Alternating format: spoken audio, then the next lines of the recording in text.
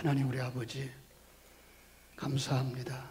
이렇게 우리가 3일 저녁에 또 자리 같이 해서 예배할 수 있는 사람들이 된 것을 감사드립니다. 이 시간 하나님께서 영광 받으시고 저희들에게는 은혜 입는 귀한 시간이 되도록 축복하여 주시옵소서. 이후에는 더 많은 성도들이 함께 할 수 있도록 하나님께서 은혜를 베풀어 주시옵소서. 주의 크고 놀라우신 은혜가 이 시간도 은혜 사모하는 모든 심령들에게 충만하기를 간절히 소원하며 예수님의 이름으로 기도하옵나이다. 아멘. 오늘 이렇게도 여러분들이 오셔서 감사합니다. 오늘 하나님의 사랑으로 위로하라.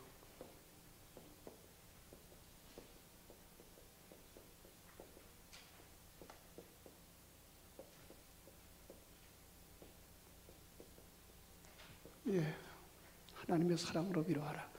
지난주 주일 설교를 얼마나 기억하시는지 모르겠어요. 우리 일상 속에서 참 그 복이 무엇인지, 일상을 살아가는 사람의 복, 에녹의 이야기를 통해서 에녹은 하나님과 동행하는 사람이었다 그랬고, 동행하기 위해서 먼저 하나님과 하나 되어져야 되고, 하나님의 뜻을 알아야 되고, 하나님 앞에 순종하는 자가 되어져야 되고, 그리고 그는 300년 동안 자녀를 낳았다. 그러면서 우리가 영적인 자녀를 우리는 얼마나 두고 살아가는가 점검해 볼 수 있도록 했고, 세 번째는 그는 마지막을 준비하면서, 그죠? 말세를 준비하면서, 심판을 준비하면서 살았다. 그 아들의 이름을 이렇게 기억하면서 그가 준비했고, 그 아들이 죽는 날 노아의 홍수가 일어났다는 것을 우리는 알게 됐습니다. 요즘은 새벽에는 또 우리 시편 119편을 계속 묵상하고 있는데, 그 119편은 말씀이거든요. 막 176절까지 있으니까 굉장히 긴 그런 시편인데, 한 16절씩 이렇게 자르죠. 왜냐하면 알파벳자 첫 글자를 따서 22단락을 만들었고, 한 단락을 8절씩 이렇게 묶었어요. 참 그 히브리어의 묘미고요, 그죠? 그 속에서 정말 하나님의 말씀이 얼마나 소중한 것인가.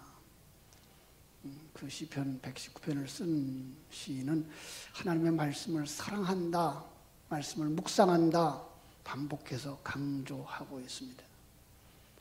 오늘 우리는 이 말씀을 우리가 같이 생각할 텐데, 하나님의 사랑이라는 것과 그 다음에 위로라고 하는 부분에 대해서 같이 한번 생각해 보았으면 좋겠어요. 이 공과를 준비하면서 김관성 목사님이 쓰신 책 본질이 이긴다라고 하는 그 책에서 그분의 간증을 좀 가져왔어요. 아마 교사였나 봐요, 이분이. 그러다가 이제 목사님이 되셨는데, 학교에 근무할 때 어떤 연세 드신 선생님이 사정이 좀 생겼는데 여유가 있으면 좀 돈 10만 원만 빌려달라고. 그 정도는 있죠. 그렇지, 빌려줬대요. 그런데 시간이 아무리 지나도 이 돈을 안 갚는데요. 그래서 이 돈을 좀 달라 그래야 될 텐데, 근데 들리는 소식에 의하면은 이 양반이 형편이 어려서가 아니라 그냥 상습적으로 직원들한테 돈을 빌리고 갚지 않는데요. 차용증서를 쓴 것도 아니고, 그렇다고 법정에 서기도 많은 돈도 아니라서 정말 속만 끓이다가 포기했다고 그런 이야기를 하면서, 정말로 상식적이고 신실한 사람들만 만나서 그렇게 힘드는 일이 없이 살았으면 좋겠는데, 죄와 관영한 이 세상은 그런 삶이 허락되지 않는 것 같다. 힘있고 혈기있는 사람은 아마 상대방의 멱살을 잡고서 성질을 부리며 주먹을 휘둘릴 수 있었을 것 같았다라는 이야기를 해요. 그러면서 그 순간에도 그걸 보고 참아줄 수 있는 것, 이것이 바로 믿음의 싸움이 아닐까라는 생각을 했다 그래요. 그 싸움에서 이기는 사람, 바로 그리스도의 성품을 가진 사람이다, 이렇게 썼어요. 저는 이제 그 이야기를 하면서 어디가 생각났을 것 같아요? 마태복음 18장에 가면은 1만 달란트 빚졌던 사람 있죠. 근데 그 주인이 보니까 아무래도 갚을 수가 없을 것 같아. 그래서 어떻게 했죠? 다 탕감해 줬어요. 그런데 집으로 돌아가다가 100데나리온의 빚을 진 친구를 잡아다가 옥에다 가둔 거예요. 그 다 갚을 때까지 너 못 나온다.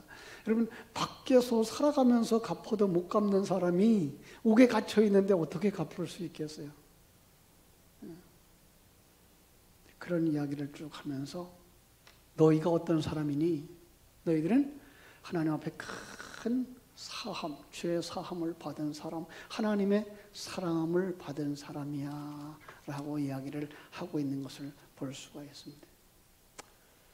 오늘 우리가 함께 읽은 이 고린도후서 역시 그렇게 순탄하지 않은 사람들이 살고 있었던 교회였어요. 바울 사도가 전도 여행을 하다가 세운 교회죠. 안디옥 교회를 떠나서 여러 나라로 다니면서 도시마다 교회를 세웠어요. 그 중에 하나가 이제 고린도에서 세운 교회, 그래서 고린도 교회죠. 이 고린도 교회, 정말 개척교회 하신 분들이 이야기를 해요. 처음 한 사람 한 사람 모일 때 얼마나 소중한지를 그는 알았다고.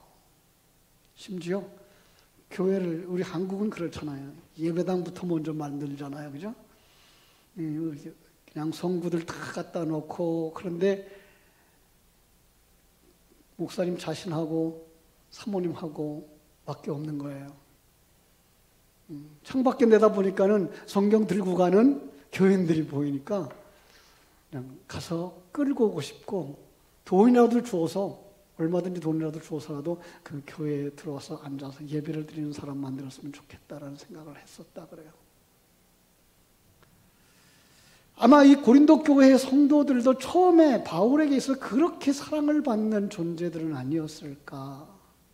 그런데 바울이 거기에 오래 머물 수가 없었죠. 또 다른 곳으로 가야 했으니까요. 그래서 또 다른 곳에 가서 복음을 전하고 있었는데, 이 다른 곳에 복음을 전하러 간 사이에 이 교회 안에서 수군수군 바울에 대해서 나쁜 소문이 돌았던 거죠. 바울, 우리는 대단한 인물이라고 생각을 하지만은 그들이 흉보았던 내용을 가만히 보면은 볼품이 없는 인물이었던 것 같아요. 말투도 좀 어눌했다 그러고요. 심지어는 12제자처럼 예수님과 같이 다녀본 적이 없는 사람이라고, 그래서 가짜라고. 그냥 이 소식이 멀리서 전도하고 있는 바울에게 들렸으니까 그가 얼마나 상처가 됐을까요? 마음이 얼마나 아팠을까요? 얼마나 속상했을까요? 바울이 정말 정성을 다해서 복음을 전했고 그들을 기초를 놓아줬고 세워줘서 교회가 되어졌는데 굉장히 슬펐을 거예요. 굉장히 속상했을 거예요. 아마 당장이라도 달려가서 혼내주고 싶었을 거예요.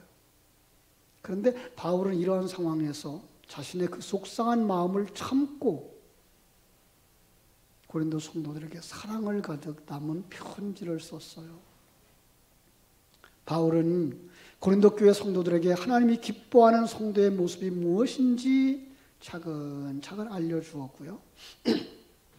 예수님이 우리에게 보여주신 그 사랑으로 우리가 서로 사랑해야 한다라고 말씀했어요. 이 고린도 교회의 성도들은 이 바울의 눈물의 편지를 읽고서 자신들이 얼마나 바울에게 그리고 하나님께 잘못을 했는지 깨달았다 그래요. 그리고 바울에게 미안해 했다고 그래요. 그 소식을 이제 전해 들은 바울은 다시 한번 그들에게 편지를 쓰는데 그게 바로 고린도후서예요. 바울은 예수님이 우리를 용서해 주신 것처럼 바울도 고린도 교회의 성도를 용서한다고 말하고 있는 거죠. 자, 그러면서 오늘 말씀에서 뭐라고 말하고 있는 거예요? 하나님의 사랑으로 위로하라 라고 하는 메시지를 보여내고 있는 거예요. 여기서 우리는요, 먼저 한번 이런 생각을 해봐야 돼요. 위로를 필요로 하고 있는 사람들,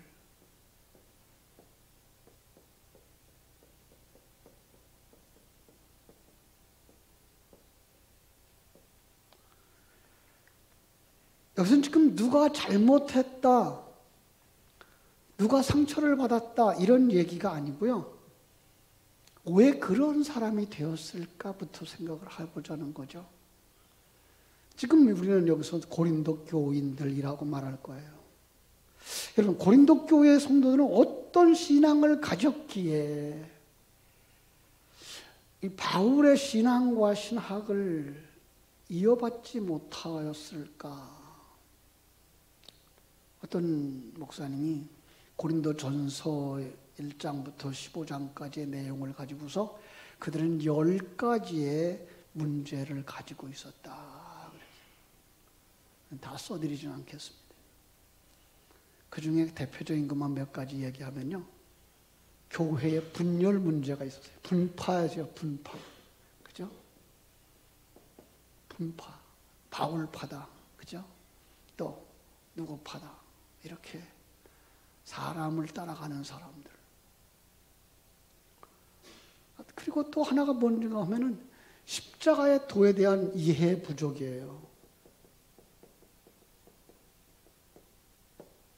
이해의 부족이에요.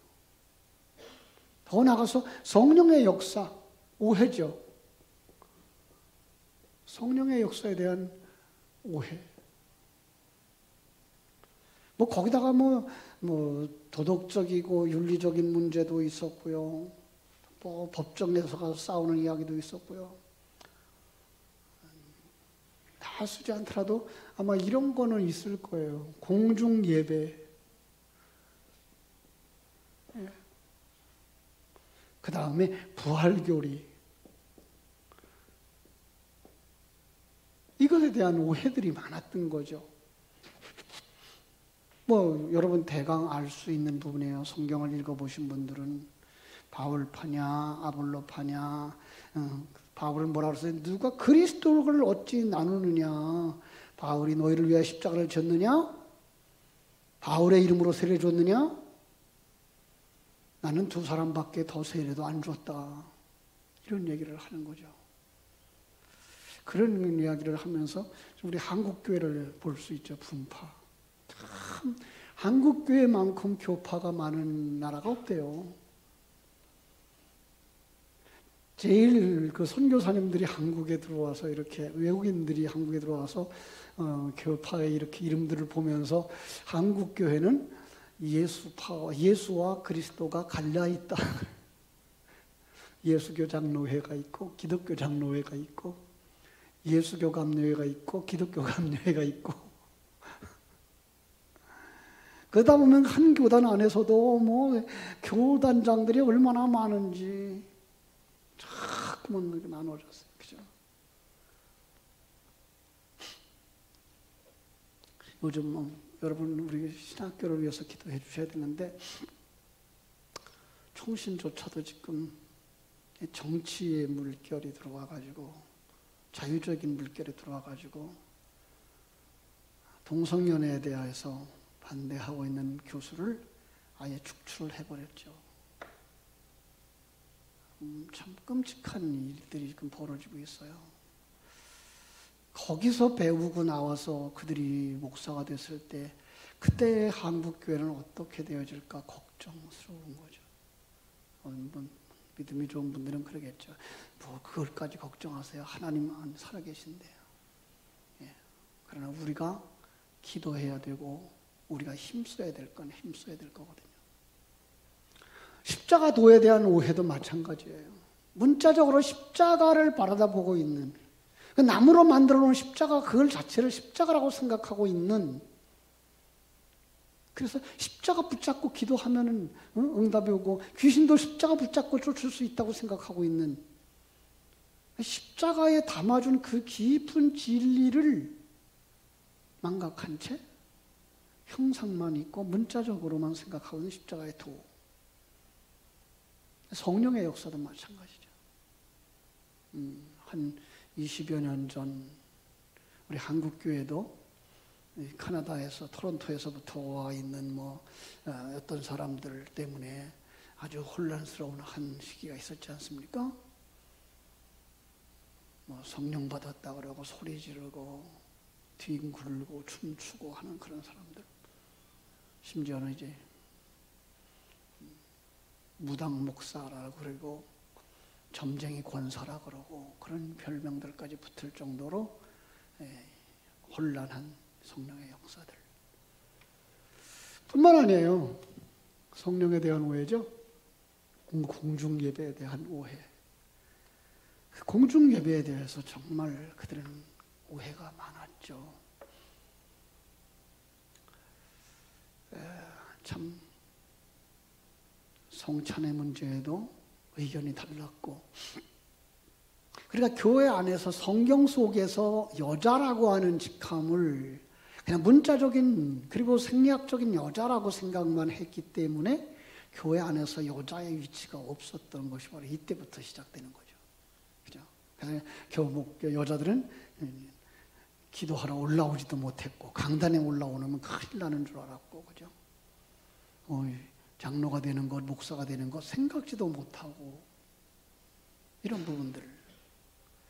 마치 예배가 종교 속의 제사로 전락했어요. 갈멜산 꼭대기에 바알과 아세라 제사장들이 우상 숭배했던 모습처럼 전락해버리기도 했단 말이에요. 이게 오늘날 공중예배의 문제. 거기다가 이제 부활의 문제. 저는 이제 하나 덧붙인다 그러면 그 부활의 문제에 우리가 꼭 정리하고 가야 될 부분이 예수 재림의 문제거든요. 이런 부분들이 정리되지 못하면서 일어났던 혼란한 교회가 바로 이 고린도 교회였어요. 자, 그걸 해결하기 위해서 묵상해야 할 부분이 바로 우리 일상생활에 있어서 일어나는 영적인 싸움이다. 모든 것들은 뭐라고요? 영적인 싸움이다.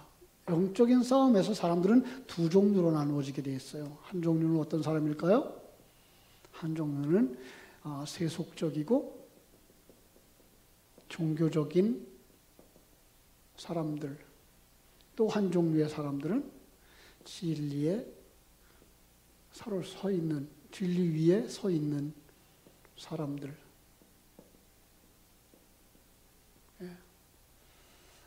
이 부분은 눈 뜨지 못한 사람들이라고 말할 수 있고, 이 부분은 눈 뜬 사람들이라고 말할 수가 있는 거죠. 바울이 지금 고린도 교회를 바라다 볼 때 화가 난 게 아니에요. 왜 화가 나지 않았을까요? 그는 여기에 서 있기 때문에 그래요. 그는 눈을 뜨고 고린도 교회를 보니까 아직 어려서 그렇구나. 예. 아직 거듭나지 못해서 그렇구나. 누구 생각해요? 자기의 옛날 모습. 자기도 다메섹 도상에서 성령 받고 눈이 열려지기 전에는 기독교를 핍박하는데 앞장섰던 사람이거든요. 그런데 어느 순간 하나님이 성령을 부어주셨어요. 그의 눈을 열어주셨어요. 그리고 하나님의 일하심을 보게 해주고 하나님의 계획을 보게 해주신 거죠. 나도 그랬었어. 그럼 난 지금 그 위에 서 있어. 그래서 이 사람들을 아직도 이렇게 아직도 정리되어지지 아니한 부분 때문에 갈등하고 분쟁하고 싸우고 있는 모습들을 보면서 안타까워서 눈물로 호소하고 눈물로 기도하고 있는 모습을 우리는 여기서 볼 수가 있는 거죠. 그죠? 자, 그런데요. 오늘 본문을 보면서 가만히 보면 그가 직접 가지 않았어요. 어떻게 직접 가지 않았을까? 우리 같으면 당장이라도 내가 달려가서 내가 해결하고 싶을 텐데 그는 직접 가지 않았어요. 왜 그랬을까요? 하나님께 부탁하는 거죠. 대단하신 분이에요. 그 문제를 놓고 기도하면서 자기가 가고 싶었는데 그 계획을 변경한 이유를 뭐라고 말하는가 하면 고린도 교회를 아끼고 있기 때문에. 물론 에베소 교회 사역도 바빴겠지만은 가려고 계획을 세웠었어요. 그런데 아끼기 때문에. 2절 볼까요? 내가 너희를 근심하게 한다면 내가 근심하게 한 자밖에 나를 기쁘게 할 자가 누구냐? 바울이 자신이 계획대로 고린도를 방문한다면 그들의 마음에 근심을 안겨주게 될 것 같았고 그들에게 상처를 줄 것 같았다는 거죠.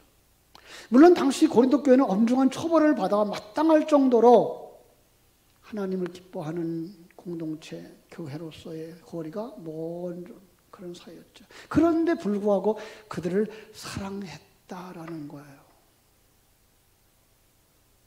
그 사랑은 여기에 아끼다라는 단어가 현재 분사형으로 쓴 걸 봐가지고 이제까지도 사랑했고 이제 후로도 사랑할 것이다라는 의미가 담겨져 있는 거예요.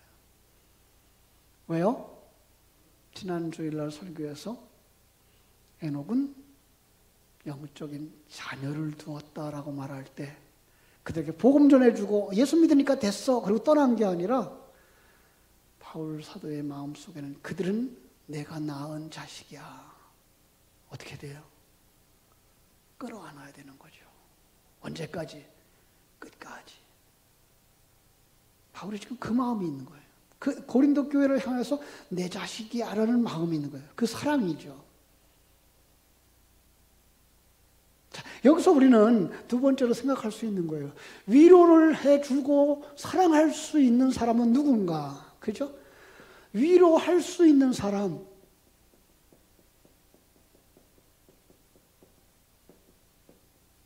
예, 위로할 수 있는 사람은 어떤 사람이에요? 거듭난 사람이에요. 그죠? 더 나아가서 그들을 가슴에 품고 사랑하는 사람이에요. 하나님의 안목을 가지고 하나님의 사랑을 가진 사람이에요. 뭘 경험한 사람이에요? 빚을 탕감받았다는 사실을, 자기 죄 사함을 받았다는 사실을 경험한 사람이에요. 그리고 자기의 지나온 날을 알기 때문에 그들을 기다려줄 수 있는 사람이에요. 가끔 우리가 자주 쓰는 말이 하나 있어요. 개구리가 올챙이적 생각을 못한다고. 교회가 그래서 조금 시끄러울 수도 있어요. 그런데 이 사람은 그 과정을 보고 있는 거죠. 왜? 자기가 걸어오는 기간을 아니까. 그래서 뭐 할 수 있어요? 그래서 사랑과 인내로 그들에게 다가갈 수 있는 거예요. 바울의 이 마음은 누구의 마음이에요? 하나님의 마음, 하나님의 마음이에요. 더 정확하게 말하면 어떤 사람이에요? 하나님의 마음을 가진 사람. 하나님의 마음을 가진 사람. 하나님의 그 사랑을 가진 사람. 베드로후서 3장 9절에 보면 오직 주께서는 너희를 대하여 오래 참으사 아무도 멸망하지 아니하고 다 회개하게 이르기를 원하시느니라. 이것이죠. 그래서 기도하면서 눈물의 편지를 써요. 자, 왜 그래요? 그들을 사랑하기 때문에. 하나님이 그들을 사랑한다는 사실도 알고 있기 때문에. 그래서 그들을 사랑하는 거죠. 이게 우리에게 있어야 되는 거죠. 오늘 먼저 믿은 우리 성도들이. 이 사실을 안타까워하는 성도들이 가져야 될 마음, 하나님의 마음이죠. 저는 그 마음을 이렇게 생각해 봤어요. 탕자를 집 밖에 내보내고 기다리는 아버지의 마음은 아니었을까. 그죠? 아버지예요. 자식이에요. 그죠? 자식이 성장하는 과정에 이런 것도 경험하고 저런 것도 경험한다는 사실을 알면서도 가서 멱살을 쥐고 끌고 온 게 아니라 경험하고 돌아올 때를 기다리는 아버지. 그렇다고 여러분 성경이 말하고 있는 하나님이 그 자녀를 그냥 내버려 뒀을까요? 아니요. 시편 23편이 말하는 것처럼 사망의 음침한 골짜기를 다니도록 허락하시면서 거기에 막대기와 지팡이를 가지고 그를 인도하고 채찍질해 주셨던 분이 하나님이기 때문에. 그렇죠? 이 사랑, 보통 아가페의 사랑이라고 말하죠. 이 아가페의 사랑을 이 사람은 가지고 있는 거죠. 위로할 수 있는 사람은 아가페의 사랑을 가지고 사랑할 수 있는 거예요. 그죠? 이 사랑을 가진 사람, 아직도 그 자리에 이르지 못한 사람을 볼 때 측은지심이 생기는 거예요. 하나님의 생명이 부어지기를 참 기도하는 거죠. 어떻게 하면 저들이 하나님의 생명을 받을 수 있을까? 예수님의 제자들이라면 언제를 기다려요? 마가의 다락방에 성령이 임했을 때. 그죠? 우리 예수님과 같이 3년 동안 댕겼어도 그걸 몰랐어. 그런데 성령 받고 나니까 그게 보여. 그럼 이게 우리 속에 있어야 돼요. 내가 그렇게 어린 시절부터 지금까지 신앙생활을 해왔는데 그걸 몰랐어. 그런데 예배하는 순간, 그 어느 날 예배하는 그 순간, 그게 느껴지고 그게 보여져. 이게 있어야 되는 거죠. 그러면 두려움이 없어요. 그러면 사랑할 수 있어요. 그러면 용서할 수 있어요. 그러면 기다릴 수 있어요. 그렇죠? 이 사람의 마음속에는, 바울의 마음속에는 그 고린도 교회가 어땠으면 좋겠어요? 빨리 돌아왔으면 좋겠는데 저러다가 깨닫지 못하고 죽으면 어쩔까? 저러다가 저렇게 신앙생활 하다가 끝나면 지옥 갈 텐데. 왜요? 거듭나지 못한 사람을 교회만 오래 다녔다고 천국에 가요? 오해죠, 오해. 예수님이 유대교인들을 책망했던 이유 중에 하나가 그거예요. 그들은 할 거 다 했어요. 절기도 지켰고요. 11조 했고요. 안식일 지켰고요. 율법 다 지켰고요. 착한 일 많이 했어요. 주님의 눈에는 그래가지고 천국 못 가. 회개해. 성령으로 선물로 받아야 돼. 그냥 그대로 있다간 지옥 가. 안타까운 마음이 그 속에 있었던 거죠. 그들을 바라보면서 안타까운 마음을 가질 수 있는 사람이 뭐예요? 위로할 수 있는 거예요. 위로 중에 어떤 방법으로 위로할까요?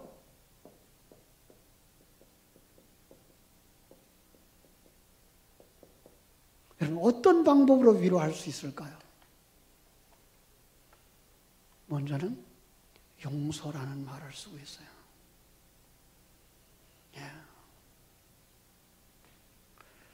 그런데요, 이건 내가 용서받은 본 사람이어야 용서할 수 있어요.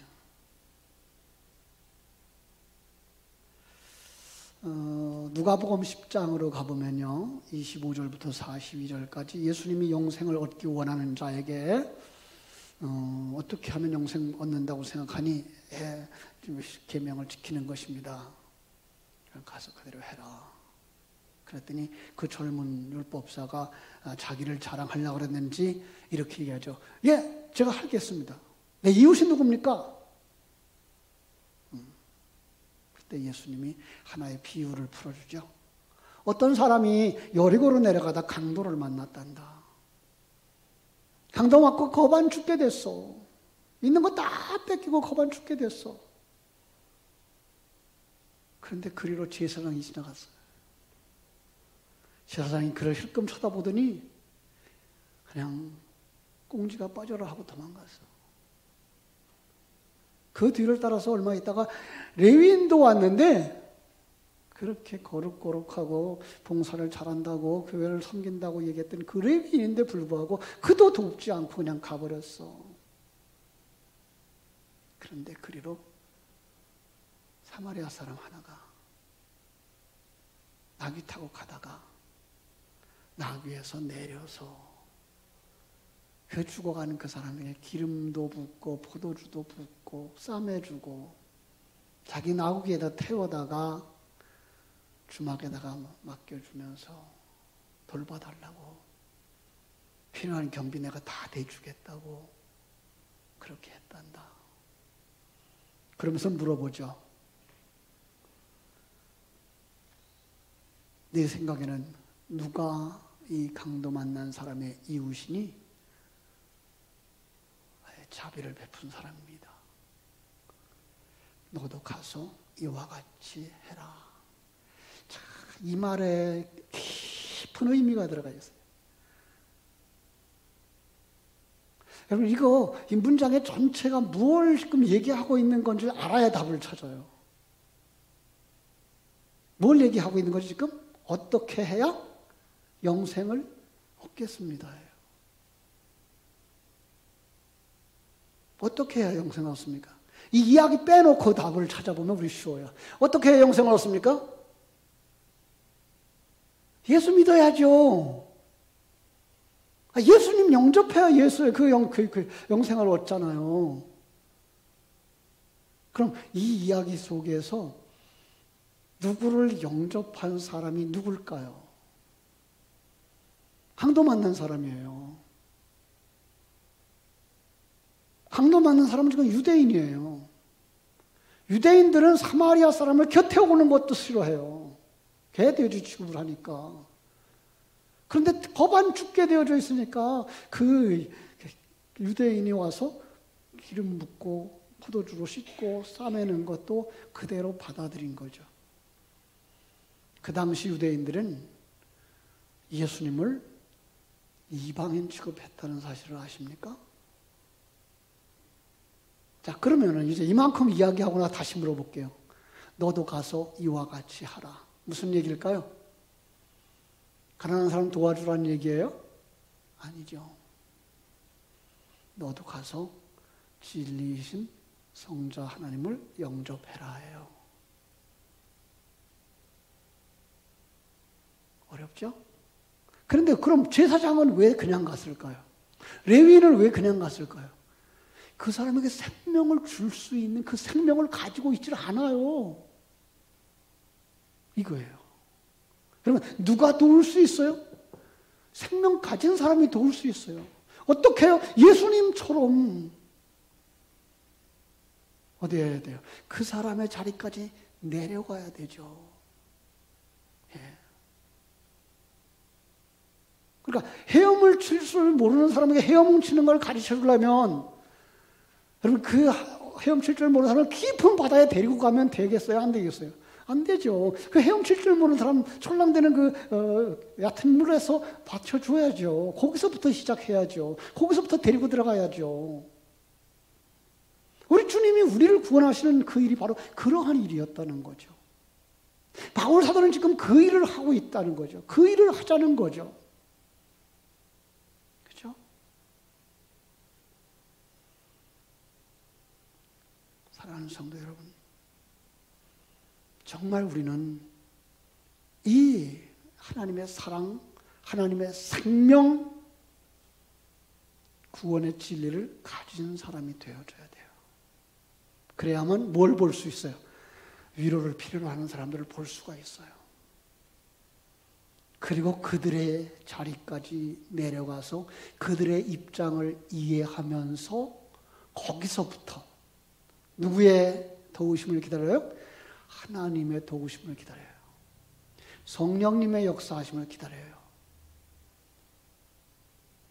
세상 사람들은 그렇게 해야죠. 시간이 없어요. 급한데요. 여러분, 우리가 급할까요? 하나님이 급할까요? 그죠? 하나님이 더 급하시잖아요. 그런데 하나님 가만히 계시잖아요, 지금. 왜? 아직 때가 아니라는 거죠. 기다리셔야죠. 자, 그리고 그들의 자리까지 내려가서, 그죠? 그들에게 기름을 부어주셔야 돼요. 성령의 기름이 임하도록 도와줘야 돼요. 포도주를 발라줘야 돼요. 그들의 상처를 싸매줄 수 있어야 돼요. 그들을 도와서 어디까지 가야 돼요? 주막까지 가야 돼요. 초대교부 어거스틴은 주막을 교회라고 이렇게 해석했어요. 아주 적절하죠. 교회.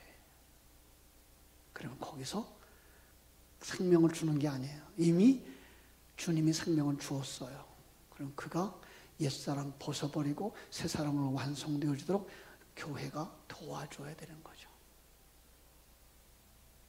바로 그 자리까지 내려가야 돼요. 그래야 진정한 위로를 나눌 수가 있고, 여러분들이 그렇게 한 사람을 키울 때 그 사람도 또 다른 사람을 그렇게 키울 수 있어요. 전도를 잘하는 사람 보면요, 그 전도를 하셨던 분이 그렇게 그 사람을 잘 도와서 양육을 해 주었더라고요. 그래서 그 사람이 그 전도를 배운 거예요. 오늘 우리에게 그게 필요한 거죠. 정말 이 저녁에 하나님의 사랑을 가진 여러분들 되시기를 바랍니다. 그리고 눈을 열어서 우리의 도움을 필요로 하고 있는, 우리의 위로를 필요하고 있는 자들을 찾게 되기를 바라고요. 그리고 예수님의 방법처럼, 예수님이 했던 것처럼 우리도 위로의 복음을, 사랑의 복음을 그들에게 전달해서 성령께서 역사하심으로 말미암아 그들이 살아나고, 그들이 자라나고, 그들이 여러분보다 더 나은 믿음의 사람으로 성숙하기를 기도하며 나아갈 수 있는, 바로 이 시대에 하나님의 위로를, 사랑을 가지고 하나님의 사람들을 위로할 수 있는 복된 성도들이 되시기를 주님의 이름으로 축원합니다. 기도하겠습니다. 하나님 우리 아버지, 크신 은혜와 사랑을 감사하고 감사합니다. 하나님께서 주신 귀한 은혜로 이렇게 하나님의 사랑으로 참 위로를 바라는 자들을 위로하라고 하시는 말씀을 우리가 대합니다. 정말 우리가 먼저 하나님의 사랑을 가진 자들이 되게 하여 주시옵소서. 거듭난 자가 되게 해주시고, 진리를 가진 자가 되게 해주시고, 위로를 기다리는 자들을 파악할 수 있는 눈을 가진 사람들이 되게 하여 주시옵시고, 그래서 우리의 위로를 기다리는, 사랑을 기다리는 이웃과 형제들을 볼 수 있는 눈들이 열려지게 해주셔서 주님처럼 낮은 자리로 내려가고, 또 그 속에서 정말 하나님의 사랑으로 저들을 위로할 수 있는, 그들을 세울 수 있는 이 마지막 시대에 바울 같은 인물들, 참 하나님의 귀한 사자들로서 쓰임받았던 여러 종들의 그 영성을 가진 성도들이 다 되게 하여 주시옵소서. 주께서 이 저녁에 부르짖어 기도하는 당신의 사랑하는 자들을 도우시고 역사해 주시기를 간절히 소원하며 예수님 이름으로 기도하옵나이다. 아멘. 아멘. 503장 찬송.